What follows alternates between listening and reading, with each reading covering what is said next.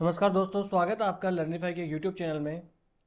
इस लेक्चर में आज हम डिस्कस करने वाले हैं 2024 के ज्योग्राफी के जो भी क्वेश्चन बने हैं प्रीलिम से, उनके बारे में हम इसमें डिस्कस करने वाले हैं कि हमारी जो लेक्चर सीरीज है ज्योग्राफी की, उसमें से कितने क्वेश्चन जो है वो करे जा सकते थे। तो जो मैंने अब इसमें आपको मैं बताऊंगा और जो मैंने फील किया है, 99% यानी 99% क्वेश्चन जो ज्योग्राफी के 2024 में बने हैं वो अपनी ज्योग्राफी की, चाहे वो वर्ल्ड ज्योग्राफी की सीरीज हो चाहे इंडियन ज्योग्राफी की सीरीज हो, उस ज्योग्राफी की सीरीज से आसानी से बनाए जा सकते थे। और ऐसा नहीं कि जस्ट मैंने बताया हो, बल्कि मैंने जोर दे के बताया है और विद प्रूफ मैं आपको दिखाने वाला हूँ। स्क्रीनशॉट्स लेके आया हूँ मैं कि देखो यहाँ यहाँ से ये क्वेश्चन बने हैं और यहाँ से इन क्वेश्चन को किया जा सकता था। ये है देखिए 2024 का प्रीलिम्स का क्वेश्चन पेपर। तो चलिए शुरू कर लेते हैं आज का लेक्चर। सबसे पहला क्वेश्चन हम देख लेते हैं ज्योग्राफी 2024 का। इस में हम जो है थीम भी डिस्कस कर लेंगे कि कैसे कैसे क्वेश्चन जो है वो बनते हैं, और ये वाली थीम आपको पकड़ के रखना है। देखो पहला क्वेश्चन, ये सेट ए है अपना। कौन सा है? सेट ए है। इस सेट ए में देखो क्वेश्चन सबसे पहला कौन सा है? पार्थिव विकिरण की तुलना में आगामी यानी इनकमिंग सौर विकिरण से वायुमंडल अधिक गर्म हो जाता है। दूसरा कथन है, वायुमंडल में कार्बन डाइऑक्साइड और अन्य ग्रीन हाउस गैसें दीर्घ तरंग विकिरण के अच्छे अवशोषक हैं। इनमें से उपयुक्त के संबंध में निम्नलिखित में से कौन से सही है? कथन एक और कथन दो दोनों सही है, और कथन दो जो है कथन एक की व्याख्या करता है। ये कथन और कारण वाले क्वेश्चन कैसे होते हैं आपको पता ही है। ये वाला क्वेश्चन सीधा सीधा इस वाले लेक्चर से आप आराम से कर सकते हैं।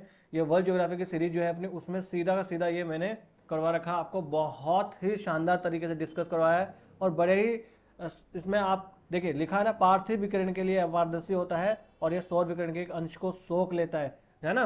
पार्थिव विकिरण जो है उसके लिए पारदर्शी होता है। जो यहाँ जो अपनी पृथ्वी है, वो जो सौर विकिरण आता है लघु तरंग दैर्ध्य वाला, उससे गर्म नहीं होती है, बल्कि जो पार्थिव विकिरण होता है ना, उससे गर्म होती है। ये सारी चीजें मैंने यहाँ पर डिस्कस करा रखी है। तो अब आपको अगले पेपर के लिए क्या करना है, थीम पकड़नी है यहाँ से कि इससे क्वेश्चन बनते हैं। ये जब हम सौर विकिरण और ये सोलर बजट जब हम पढ़ते हैं, सौर बजट पढ़ते हैं पृथ्वी का, वहां से ये क्वेश्चन बना है। तो अब आपको ये थीम पकड़नी है। अगर आपको यकीन नहीं आ रहा है तो आप एक जो लेक्चर है अपना, इस लेक्चर में आप जाना, यही है वायुमंडल का संगठन एवं संरचना वाला है। इसमें 5 मिनट 17 सेकंड के बाद में आप जाके देखोगे तो आपको ये पूरा समझ में यहां से आ जाएगा। दूसरा क्वेश्चन, भूमध्य रेखा पर क्षोभ मंडल की मोटाई ध्रुवों की तुलना में बहुत अधिक होती है। कथन दो, भूमध्य रेखा पर प्रबल संवहनी धाराओं द्वारा ऊष्मा को अधिक ऊंचाई तक ले जाया जाता है। वही कथन का आने वाला कि कथन कौन सा सही है, क्या सही व्याख्या करता है कि नहीं करता है। तो ये लेक्चर सीरीज में आप जाओगे, वायुमंडल का संगठन एवं संरचना, नॉक्टिल्यूसेंट क्लाउड्स, अरोरा, और ये वाला पूरा जो लेक्चर है अपना वर्ल्ड ज्योग्राफी की सीरीज में, जब वर्ल्ड ज्योग्राफी की सीरीज आप देखेंगे तो इसमें पूरा का पूरा एक पूरी सीरीज मैंने बना रखी है। वहां पर आप जाके ये देखोगे तो आपको पता लग जाएगा। जब हम वायुमंडल की संरचना डिस्कस कर रहे होंगे तो मैंने आपको यहाँ पर अच्छे से क्षोभ मंडल, समताप मंडल, मध्य मंडल, आयन मंडल, बहिर्मंडल सबके बारे में डिस्कस किया है। बहुत ही डिटेल में जाके डिस्कस किया है। यहाँ से ये क्वेश्चन आराम से बन सकता है। बिल्कुल ये बात सही है कि क्षोभ मंडल पर मोटाई इसकी ज्यादा होती है क्योंकि संवहनीय धाराएं यहाँ पर चलती है ना। और ध्रुवों पर तुलना है ना, तुलना में बहुत अधिक होती है। बिल्कुल ध्रुवों पर सबसे कम होती है। और प्रबल संवहनी धाराएं जो है वो ऊष्मा को अधिक ऊंचाई तक ले जाती है इक्वेटर पर। बिल्कुल सही बात है, क्योंकि ये संवहनी धाराएं ध्रुवों पर नहीं चलती है, क्योंकि जो सूर्य ताप है वो ज्यादा कहां पर मिलता है? भूमध्य रेखा पर ही मिलता है। इसलिए इसका आंसर होगा कि बिल्कुल ये जो है दोनों कथन सही है और ये सही व्याख्या भी करता है। ये वाले लेक्चर से आप जाके ये क्वेश्चन बड़े ही आराम से कर पाओगे। चलिए आगे आ जाते हैं। पूरे में प्रूफ के साथ लेके आया हूं। देखो क्वेश्चन क्या है, निम्नलिखित पर विचार कीजिए। ज्वालाखंडाश्मी, राख और धूल, नाइट्रोजन यौगिक और सल्फर यौगिक, इनमें से कितने ज्वालामुखी उद्गारों के उत्पाद हैं? यानी कौन कौन से ज्वालामुखी के उद्गार के वक्त निकलते हैं। तो देखो ये वाला लेक्चर जो है, इस लेक्चर में मैंने बहुत ही डिटेल में जाके आराम से ज्वालामुखी और ज्वालामुखी निर्मित जलवाष्प, वो सलखंड जो है वो कौन कौन से होते हैं, और ये देखिए यहाँ पर मैंने दिखा रखा है कि कौन कौन सी चीजें जो है जब ज्वालामुखी का उद्गार होता है तो निकलती है। बहुत डिटेल में मैंने बताया आराम से, है ना। और कुछ आपको यहाँ पर देखिए बड़ी बड़ी फेंकते हैं ना लोग, ये टॉपर लोग, और ये सबकी स्टैंडर्ड बुक ये वाले पढ़ो, जीसी लियोंग पढ़े। बिल्कुल नहीं। अगर आपका जीएस है, मात्र जीएस में ज्योग्राफी के लिए आपको कोई स्टैंडर्ड बुक पढ़ने की जरूरत नहीं है। सिर्फ और सिर्फ हंसा सर की क्लासेस देखो और एक बार आप क्या करेंगे, एनसीईआरटी पढ़ लेंगे, मोर देन एनफ है। इससे बाहर क्वेश्चन नहीं जाना, चाहे वो प्रीलिम्स हो चाहे वो मेंस हो। तो इसमें क्या है, सारे के सारे ही निकलते हैं। इस लेक्चर में मैंने आपको यहाँ पर बता रखा है, अपने ज्योग्राफी की लेक्चर सीरीज में अगर आप जाके देखोगे तो आपको ये मिल जाएगा, बहुत बढ़िया से आप समझ पाएंगे। आगे आगे आ जाते हैं। देखिए अब आ जाता है जनवरी माह में समतापी रेखा मानचित्रों से प्राप्त कौन से निष्कर्ष सही है। पहला, समताप रेखा। समताप रेखा क्या होती है, जो समान ताप वाले बिंदुओं को मिलाती है वो समताप रेखाएं होती हैं। समताप रेखाएं महासागरों के ऊपर उत्तर की ओर और महाद्वीपों के ऊपर दक्षिण की ओर विचलित हो जाती है ना। फिर दूसरा है शीत महासागरीय धाराओं, गल्फ स्ट्रीम और उत्तरी अटलांटिक प्रवाह की उपस्थिति उत्तरी अटलांटिक महासागर को शीतल बना देती है और समताप रेखाएं उत्तर की ओर मुड़ जाती है। अब बताओ इसमें कौन से सही है कौन से गलत है। तो ये देखो, ये क्वेश्चन तो यहां से जब हम सी ब्रीज और लैंड ब्रीज पढ़ते हैं, है ना, जब सी ब्रीज और लैंड ब्रिज बनते पढ़ते हैं वहीं से ये क्वेश्चन आराम से आपसे सॉल्व हो सकता है कि होता क्या है, जो पानी है, जल है, वो स्थल की तुलना में धीरे धीरे गर्म होता है और धीरे धीरे ही ठंडा होता है। तो यहाँ पर जनवरी की बात हो रही है और जनवरी में हम देखेंगे तो उत्तरी गोलार्ध जो होता है वहां पर तो होगी ठंड। ठंड होगी तो जो स्थल खंड है वो तो जल्दी ठंडे हो जाएंगे और उसकी तुलना में जो जल है, जो महासागर है, वो जल्दी लेट ठंडे होंगे। तो उसी के अकॉर्डिंग फिर अगर जो ठंडा हो जाएगा वहां पर समताप रेखाएं नीचे चली जाएगी और जो गर्म रहेगा वहां पर समताप रेखाएं ऊपर की ओर होती है। उसी प्रकार से ये हम देखेंगे तो समताप रेखाएं उत्तर की ओर बिल्कुल होगी और महाद्वीपों में दक्षिण की ओर। तो ये बात सही है, उत्तर की ओर होगी क्योंकि वहां पर तापमान जो है महासागरों में ज्यादा होगा तो वो ऊपर रहेगी। और यहाँ पर क्या बात कर रही है, ये स्टेटमेंट क्या बात कर रहा है, गल्फ स्ट्रीम और उत्तरी अटलांटिक प्रवाह, इनको ये शीत महासागरीय धाराएं बता रहा है। तो बताओ, ये मैंने आराम से आपको जब मैं महासागरीय तरंग और धाराएं वाला चैप्टर मैंने पढ़ाया था, आपको बहुत डिटेल में जाके एक एक महासागर की धाराओं के बारे में मैंने पढ़ाया है, कौन सी ठंडी है कौन सी गर्म है। तो देखो ये फ्लोरिडा की धारा है, ये आगे जाके गल्फ की धारा, गल्फ स्ट्रीम बन जाती है। तो ये तो गर्म धारा है ना, तो शीत धारा है ही नहीं, तो शायद हम यहाँ से इसको गलत कर सकते थे। फिर यही गल्फ स्ट्रीम आगे जाके नॉर्थ अटलांटिक ड्रिफ्ट बन जाती है ना।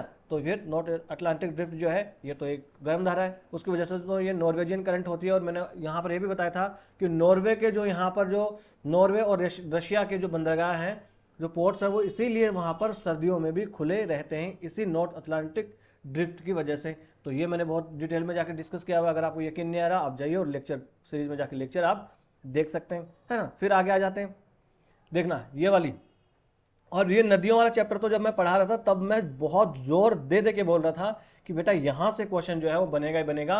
यूपीएससी की आदत रही है, अगर हम प्रीवियस ईयर के अगर हम थीम को देखें तो इन नदियों से क्वेश्चन पूछते ही पूछते हैं वो, चाहे वो कभी आपको इंडस रिवर के पूछ लेगी, जैसे सिंधु नदी है, सिंधु नदी की सहायक नदियों का क्रम पूछ सकती है ऊपर से नीचे, या फिर वो देखें हम पहाड़ियां होती हैं उनका भी क्रम वो पूछ लेती हैं। तो यहाँ से वो क्रम वाले क्वेश्चन पूछती है। और मैंने बहुत ही डिटेल में ये जाके, और ये चित्र क्या मैंने वैसा नहीं कि चित्र मैंने चिपका दिया फोटो लगाई हुई, नहीं, एक एक मैंने ये ड्रॉ कर करके एक एक नदी के बारे में बताया।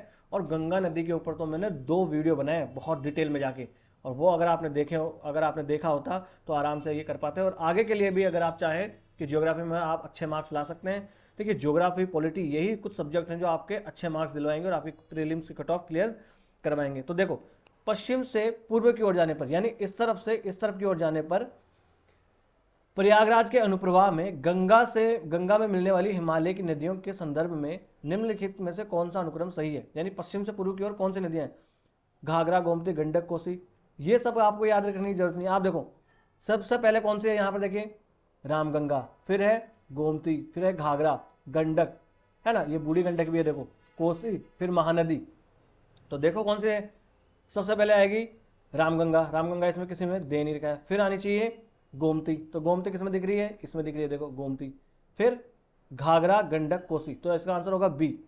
कोसी पहले नहीं आएगी, पहले गंडक आएगी, गंडक, कोसी, तो इसका आंसर बी होना चाहिए। बहुत डिटेल में जाके मैंने डिस्कस किया है। ऐसे ही मैंने हर नदी तंत्र की सहायक नदियों के बारे में बहुत डिटेल में जाकर डिस्कस किया हुआ है।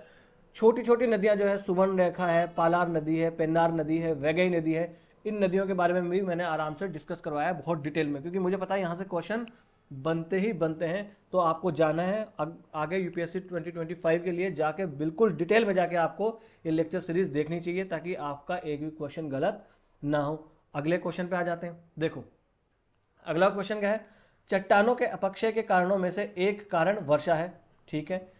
वर्षा जल में घोल के रूप में कार्बन डाइऑक्साइड विद्यमान होता है, ठीक है। वर्षा जल में वायुमंडलीय ऑक्सीजन विद्यमान होती है, ठीक है। अब देखो इनमें से कौन से जो है वो सही है, वही कथन है, एक सही है, दो सही है वो। तो ये वाला देखो मैंने यहाँ पर मैकेनिकल वेदरिंग, किस तरीके से जो जल है उससे टूट अपक्षय होता है, वो सब मैंने वर्षा जल के बारे में यहाँ पर बताया रखा है। देखो इस प्रकार से जल यहाँ पर भर जाता है, फिर वो उसके कण जो है वो ठंडे हो जाएंगे, जम जाएंगे तो फैल जाएंगे, फिर सिकुड़ेंगे, फैलेंगे, इस प्रकार से ये देखो मैकेनिकल रूप से टूट जाती है। अपक्षय अपर्दन भुआ करने वाला, ये मैंने बहुत डिटेल में डिस्कस कर रखा है। यहाँ पर से अगर आप जाके ये पूरा लेक्चर सीरीज देखते हैं आप, 2-3 लेक्चर होंगे, अगर ये 2-3 लेक्चर अपक्षय अपर्दन और डिपोजिशन निक्षेपण से रिलेटेड आप देखते हैं, स्टेगलेटाइट स्टेगलेमाइट क्या होते हैं, पटल विरूपण क्या होता है, ये सब के सब चीज़ें मैंने यहाँ पर बता रखी है ना।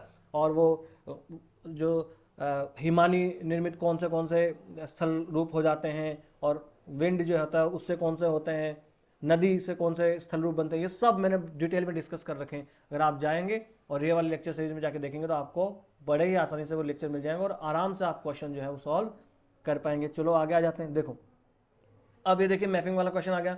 निम्नलिखित देशों पर विचार कीजिए, फिनलैंड, जर्मनी, नॉर्वे और रूस। उपयुक्त में से कितने देशों की सीमा उत्तरी सागर के साथ लगती है? तो देखो जब मैं आपको नदियों वाला पार्ट पढ़ा रहा था, नदियों वाला चैप्टर पढ़ा रहा था, और भी बहुत सारे जब मैं चैप्टर पढ़ा रहा था इसमें, तो मैंने आपको कौन कौन सी नदियां नॉर्थ सी में गिरती है उस वक्त आपको जरूर बताया है कि नॉर्थ सी के पास में कौन कौन से देश लगते हैं। तो आपको ये पता होना चाहिए, है ना। जब हम देखते हैं कि नॉर्वे वाला, तो नॉर्वे देखो वहाँ है ना। फिनलैंड जब हम देखते हैं, जब मैं आपको बताता हूँ इस लेक्चर सीरीज में कि कहाँ जो है वो रशिया है, रशिया के पड़ोसी देश है फिनलैंड, फिनलैंड वगैरह का मैं बताता हूँ कि किस प्रकार से नाटो को ज्वाइन वगैरह कर लेते हैं, तब आपको पता लगा कि नहीं ये तो बाल्टिक सी के किनारे हैं, है ना। जर्मनी बिल्कुल लगती है, जर्मनी की नदी देखिए ये राइन नदी, ये जाके नॉर्थ सी में ही गिरती है, तो आपको पता होगा कि नॉर्थ सी में गिरती है और जर्मनी की नदी है, तो भाई जर्मनी लगता ही होगा बिल्कुल। तो इसमें जर्मनी और नॉर्वे लगते हैं, रूस और फिनलैंड नहीं लगते हैं, बाल्टिक सी से लगते हैं। तो इस प्रकार से क्वेश्चन बड़े ही आसानी से आप सॉल्व कर सकते थे। इसी प्रकार के मैपिंग से रिलेटेड क्वेश्चन जो है वो बहुत सारे आप इस लेक्चर सीरीज से सॉल्व कर सकते हो, डायरेक्टली इनडायरेक्टली। फिर अगर हम आ जाए ये प्रपात वालों की जो ये चैप्टर है, यहाँ से हर साल यूपीएससी क्वेश्चन बनाती है ना, वाटरफॉल्स वाला। और इसीलिए मैंने 2024 के लिए वाटरफॉल से रिलेटेड अलग ही एक लेक्चर बना दिया था मैंने। देखिए मात्र 21 मिनट का लेक्चर है, और इंडिया के जितने भी इंपॉर्टेंट वाटरफॉल्स हैं, जितने भी जलप्रपात है, सारे के सारे इसमें मैंने बाकायदा चित्र के साथ आपको दर्शा रखा है, और कौन सी नदी पर कौन सा बनता है, कौन सी नदी पर कौन सा नहीं बनता, बहुत बढ़िया से डिटेल में मैंने डिस्कस किया है मात्र 21 मिनट में सारे। और 21 मिनट में आपका एक क्वेश्चन सॉल्व हो जाना था। देखो यहाँ से बढ़िया, यहाँ से और बहुत सारे जितने भी जलप्रपात है सबके बारे में मैंने बता रखा है। देखो धुआंधार जलप्रपात कहाँ है? नर्मदा नदी पर है, बिल्कुल सही बात है, पर ये मालवा में नहीं है, तो विंध्य पर्वत श्रृंखला और सतपुड़ा के श्रृंखला के बीच में है ना, अमरकंटक प्लेटू वहां से निकलते हैं। हुंडू जलप्रपात सुवर्णरेखा नदी पर है, बहुत उसमें डिटेल में डिस्कस किया है। गरसोपाया इसे जोग जलप्रपात कहते हैं, तो जोग और कुंचिकल इनके बीच में मैंने डिटेल में डिस्कस यहाँ पर करवा रखा है। पश्चिमी घाट में नेत्रावती नहीं है, शरावती रिवर है। ये सारे क्वेश्चन मैंने बहुत शानदार तरीके से डिस्कस कर रखे हैं यहाँ पर। अगर आप जाएंगे तो आपको पता लगेगा कि क्या बात है सर, आपने तो प्रिडिक्ट कर लिया पूरा प्रीलिम्स को, ऐसा आप फील कर पाओगे यहाँ पर। और ऐसा सिर्फ ज्योग्राफी में नहीं है, मैं आपको आगे आने वाले लेक्चर्स में हिस्ट्री के भी दिखाऊंगा और पॉलिटी के क्वेश्चंस भी दिखाऊंगा, है ना। हालांकि पॉलिटी सीरीज अपनी हुई नहीं थी उस टाइम पे, पर हिस्ट्री की सीरीज हो चुकी थी, उसमें से मैं आपको दिखाऊंगा कैसे कैसे जो किंग्स वाले क्वेश्चन आते हैं कि ये किसने, जैसा भटकल का किले वाला क्वेश्चन मुझे अभी भी याद है, कृष्णदेव राय ने उसको अनुमति दे दी, ये वाला क्वेश्चन जो है मुझे आज भी याद है, बहुत डिटेल में मैंने डिस्कस किया था ये। चलिए आगे आ जाते हैं। देखो अगला क्वेश्चन, ये देखो ये कौन सा पर्वत कहाँ पर है, ये सारा मैंने जब मैं यहाँ पर देखो भू आकृतियों के प्रकार और पर्वत वाला ये चैप्टर पढ़ाया था। मात्र 16 मिनट का लेक्चर है, और इसमें विश्व के प्रमुख प्रमुख पर्वतों के बारे में मैंने बता दिया। और इसी सीरीज में जब हम पूरी सीरीज देखते हैं, तो जब मैं आपको प्लेट टेक्टोनिक पढ़ाता हूं तब भी मैं ये सब डिटेल से आपको बताता हूं कि वलित पर्वत कैसे बनते हैं। और इस लेक्चर में भी मैंने आपको अच्छे से समझाया कि हाँ वलित पर्वत ऐसे बनते हैं, ये दो प्लेटों के टकराने की वजह से बनते हैं, और कहाँ कहाँ पर है, रॉकीज है, एंडीज है, हिमालय है, आल्प्स है, ये सबके बारे में बताऊँ। अगर ये आप लेक्चर देखते हैं, ये क्वेश्चन बहुत ही आसानी से आप कर पाते हैं, क्योंकि मध्य एशिया में वॉसडेज जो है वो ये नहीं है। आप पूरी सीरीज देखेंगे ना तो आपको सारा ज्ञान, कभी कभी क्या होता है कि एक लेक्चर में सारी चीजें हो सकता है आपको नहीं मिले, पर पूरी सीरीज अगर आप देखते हैं तो ये सारा आपका कंसेप्ट क्लियर हो जाता है। वॉसडेज जो है तो यूरोप में है, तो ये गलत हो जाता है, हालांकि ये वलित पर्वत ही है। आल्प्स जो है यूरोप में है और ये ब्लॉक नहीं है, ये वलित पर्वत है। इसमें मैं इस लेक्चर में ही बताता हूँ। उत्तरी अमेरिका जो है अपलेशियन पर्वत श्रृंखला है, और ये वलित पर्वत बिल्कुल। दक्षिणी अमेरिका एंडीज पर्वत देखिए, ये रहा एंडीज, और ये भी वलित पर्वत है। इस प्रकार से आप आराम से इसका आंसर दे सकते थे। आगे आ जाते हैं। जलवाष्प देखा आप देखिए, जलवायु कितने इजी इजी, देखो एनसीईआरटी से बाहर जाना ही नहीं है, ये एनसीईआरटी से ही पढ़ा है मैंने मैक्सिमम चीजें इसमें आपको। जो चीजें मुझे एनसीईआरटी से मिल रही थी वो मैंने एनसीईआरटी से ली है, कुछ चीजें जो है थोड़ी सी बाहर से भी मैंने ली है। तो आप ये लेक्चर देख लो और एनसीईआरटी पढ़ लो, आपके लिए बहुत है ज्योग्राफी। जलवाष्प के संदर्भ में निम्नलिखित में से कौन सा कथन सही है? यह एक गैस है जिसकी मात्रा ऊंचाई के साथ घटती है, ध्रुवों पर इसका प्रतिशत अधिकतम है। देखो यहां पर सीधा आपको मैं पढ़ाता हूं, बताता हूं। जलवाष्प वायुमंडल में उपस्थित एक परिवर्तनीय गैस है, तो पहला तो देखो हो गया, है ना। और यहां पर आप देखते जाओगे जो ऊंचाई के साथ घटती जाती है, जो ऊंचाई के साथ घटती जाती है, पूरा स्टेटमेंट से ही एनसीईआरटी के क्वेश्चन बना है। और आपको भी ज्यादा चक्कर में पढ़ना ही नहीं है किसी के, सिर्फ एनसीईआरटी आपको पकड़ के रखनी है। समझ में आ रही है आपको बात? और ये देखिए कैसे क्वेश्चन बन गया है यहाँ से सीधा सीधा, और आराम से इसको आप सॉल्व कर पाओगे इस लेक्चर सीरीज को अगर आप देख लेते तो, है ना। आराम से बहुत बढ़िया इसका आप आंसर दे सकते हो। अगला क्वेश्चन देख लेते हैं। तापमानों की वार्षिक और दैनिक सीमा रेंज, वर्ष भर वर्षण होता है और वर्षण में भिन्नता 50 से 200 सेंटीमीटर के मध्य होती है, ये किस प्रकार की जलवायु है? तो जलवायु वाला देखिए, जलवायु का वर्गीकरण इसमें मैंने कोपेन का वर्गीकरण पढ़ा है। भूमध्य रेखीय, उष्णकटिबंधीय, मरुस्थल, मानसूनी, सवाना तुल्य, सब प्रकार की मैंने इसमें जलवायु के बारे में इस लेक्चर में बताया आपको, और मात्र 38 मिनट का लेक्चर है। और इस भूमध्य रेखीय वाले से तो मुझे पता था यहाँ से क्वेश्चन बनते बनते, देखिए ये प्रीवियस ईयर का क्वेश्चन पेपर क्वेश्चन भी है इसमें, और भी क्वेश्चन मैंने इसमें डिस्कस कराया। और इसका तो मैंने एक पूरा वीडियो ही अटैच कर दिया, आपने इस वीडियो में ही एक वीडियो जो है मैंने अटैच कर दिया अंदर। जब आप ये वीडियो देखोगे तो आपको पता लगेगा कि जब ये मेरा वीडियो चल रहा होता है तो एक वीडियो जो है वो इसमें चल रहा होगा, जिसमें आपको भूमध्य रेखीय जो वन है वो पूरा वहां पर आपको दिख रहे होंगे, ताकि आपके दिमाग में ठीक से बैठ जाए। मुझे पता था यहाँ से क्वेश्चन बनेगा, तो सीधा सीधा आप दे सकते हैं कि ये विषुवतीय जलवायु की बात हो रही है यहाँ पर। किसकी? विषुवतीय प्रकार की जलवायु की बात हो रही है। आगे आ जाते हैं सर, कोरियोलिस बल के बारे में हल्के में ले लेते थे। एक तो बच्चे क्या करते हैं यूपीएससी वाले, कुछ चीजें सीधी सीधी उनको जो कोई पढ़ाता है ना, तो उनको लगता है कि यार ये तो इजी है सर, ये थोड़ी पूछेगी यूपीएससी। उनको जबरदस्ती कठिन चीजें सीखने की आदत पड़ी हुई है। ये कोचिंग्स वाले टफ जितनी हो सके टेस्ट सीरीज बना देते हैं, और वो टेस्ट सीरीज के चक्कर में बच्चे पढ़ जाते हैं और इजी वाली चीज़ों को पढ़ते नहीं है, फालतू की अनावश्यक रूप से टफ चीज़ों को पढ़ते रहते हैं, और वहां से क्वेश्चन बनेंगे नहीं। सीधा क्वेश्चन आ गया कोरियोलिस बल से, एकदम इजी क्वेश्चन। ये पवन वेग की वृद्धि के साथ बढ़ता है, ये ध्रुवों पर सर्वाधिक होता है और भूमध्य रेखा पर विद्यमान नहीं होता। भाई जब उष्णकटिबंधीय हम चक्रवात पढ़ते हैं तो यहाँ क्या है? कोरियोलिस बल का होना चाहिए ही चाहिए। तो इसी में मैंने आपको डिस्कस कराता हूँ कि जो डोल्ड्रम वाला क्षेत्र है 0 से 5 डिग्री, 0 से 10 डिग्री के बीच में उत्तर और दक्षिण गोलार्ध में, ये जो है चक्रवात क्यों नहीं बढ़ते हैं? क्योंकि कोरियोलिस फोर्स यहाँ नहीं होता, और कोरियोलिस फोर्स भूमध्य रेखा पर निम्नतम होता है एकदम 0, और ध्रुवों पर एकदम सर्वाधिक होता है। हाँ, और पवन वेग की वृद्धि के साथ ये बढ़ता भी है। पवन वेग अगर ज्यादा होता है तो फिर कोरियोलिस बल की वजह से वो पवनें भी एकदम तेज गति से मुड़ती है ना। चलिए आराम से ये क्वेश्चन आप यहां से कर सकते थे। अगला क्वेश्चन देखो, यहां से मोशन ऑफ अर्थ वाला ये चैप्टर है, कौन सा है? Motion of earth. अगर हम थीम के ऊपर डिस्कस करें तो मोशन ऑफ अर्थ से क्वेश्चन हर साल यूपीएससी बनाती है, हर साल। कोई ऐसा साल गया नहीं कि यूपीएससी यहाँ से क्वेश्चन नहीं बनाती, और बहुत ही कंसेप्चुअल क्वेश्चन ये बनता है यहाँ से, कोई ज्यादा उठपटांग सा क्वेश्चन नहीं बनाती, बहुत कंसेप्चुअल क्वेश्चन यहाँ से बनता है।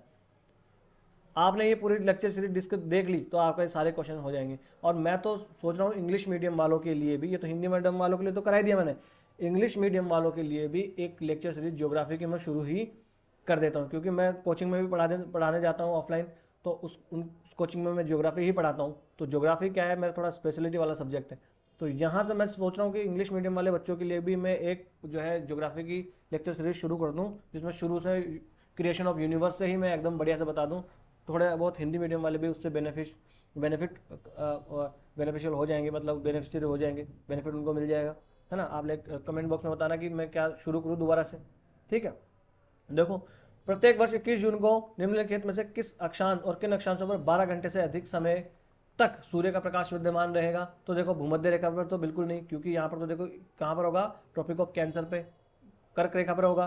तो मकर रेखा पर वाला भी क्वेश्चन गलत है, तो आप 1 और 3 तो गलत कर सकते हो, तो ये गया, ये गया। अब आंसर है 2 और 2 और 4। तो कर्क रेखा पर तो होता ही होता है, साथ ही साथ उत्तरी ध्रुव और उत्तरी ध्रुव पर भी होता है। क्यों होता है? क्योंकि देखिए उत्तरी ध्रुव किधर झुका हुआ है? इसकी तरफ झुका हुआ है, सूर्य की तरफ झुका हुआ है, और दक्षिणी ध्रुव पर यहाँ पर अंधेरा ही अंधेरा होगा, और उत्तरी ध्रुव पर यहाँ पर उजाला ही उजाला होगा, क्योंकि प्रकाश की जो रेखा है वो ये है, इसके इधर अंधेरा है, इसके उधर उजाला ही उजाला है, ठीक है। तो यहाँ से आराम से क्वेश्चन, और मोशन ऑफ अर्थ वाले चैप्टर को तो आप बहुत डिटेल में जाके पढ़ लेना, यहाँ से क्वेश्चन बनते ही हैं।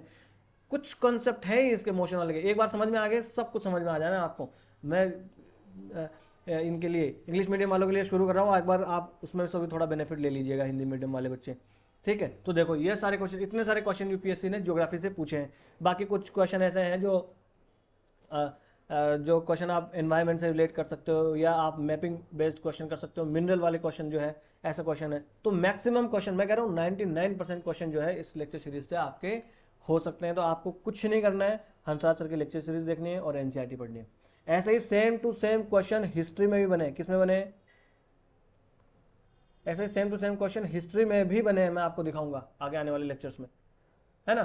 तो आपको क्या करना है, बहुत डिटेल में जाना है, फालतू के ओवर थिंकिंग नहीं करनी है और ज़्यादा टॉपर्स के चक्कर में नहीं पढ़ना है, अपनी स्ट्रेटेजी खुद बनाओ, एनसीईआरटी को बेस बनाना है, ज़्यादा टफ चीज़ों में नहीं पढ़ना है, जितना सिंपल हो सके उतना सिंपल इसको रखना है। ठीक है, तो बस आज का लेक्चर कर लेते हैं यही समाप्त। इस लेक्चर की अगर आपको पीडीएफ चाहिए तो आप जाइए लर्निफाई अनलॉकिंग नॉलेज के नाम से टेलीग्राम पे अपना चैनल है, यहाँ से आप स्कैन भी कर सकते हैं और डिस्क्रिप्शन बॉक्स में लिंक भी दिया हुआ है। वीडियो अगर आपको अच्छा लगा हो तो लाइक कर दीजिए और चैनल को सब्सक्राइब कर लीजिए। और भी आपका कोई भाई बंधु मित्र सका दोस्त हो तो आप अवश्य चैनल को रिकमेंड करें। आपको कोई सलाह लेनी हो या कोई सलाह देनी हो तो आप हमें अवश्य कमेंट बॉक्स में लिखें, और बड़े ही लोकतांत्रिक ढंग से मैं अपने छोटे से परिवार को आगे बढ़ाएंगे। नमस्ते, धन्यवाद।